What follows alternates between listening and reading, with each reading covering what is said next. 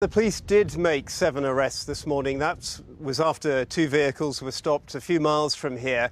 And items found, they said, included paint, smoke grenades and loud hailers. But it really does feel like a very small footnote to what has been a day here in St Ives and in Falmouth of very noisy but very peaceful protest. The police are here in vast numbers, but they were largely onlookers today as Extinction Rebellion took their supporters onto the streets and then, when the tide was out earlier, onto the beaches below. So let us stand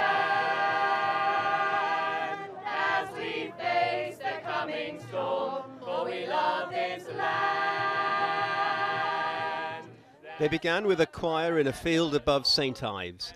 The environmental campaign group Extinction Rebellion fulfilling their pledge that this first in a series of G7 protests would be artistic. We are failing on our promises that we made for the Paris Agreement in 2015. We're not hitting our targets. We need to stop funding fossil fuel industries, stop the acidification of the oceans. We need to act now. And then they marched towards St Ives. Other campaigns featured,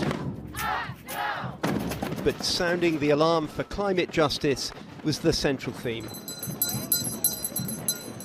For residents of this town, with warships in the bay, a hotel closed by an outbreak of COVID, and now this. Events are unfolding at pace. Each to their own, you know. I like the music. As long as it's peaceful, I don't mind. It's quite an exciting time watching all the traffic and that going up and down, yeah. Very good. 30 miles away, early risers in Falmouth came face to inflated face with another artistic protest, the Biden-Johnson blimp. This courtesy of the Crack the Crises coalition of more than 70 UK charities, with vaccine justice at the heart of their messaging today. Crucially, it's on the financing that this summit will truly be judged. We've estimated that the cost of vaccinating the world is somewhere between $50 billion and $66 billion. So the Prime Minister really has 24 hours to show us the money. 1, 2, 3, 4, G7, It was in Falmouth that a group of young environmental campaigners staged their protest, stopping outside the media centre. Back on the beach in St Ives, the Extinction Rebellion protests saw the biggest crowd, taking to the harbour in their hundreds, among them Mary Holmes from Twickenham. People are very envious that I'm here because they know that this is really the most important issue of our time, I think.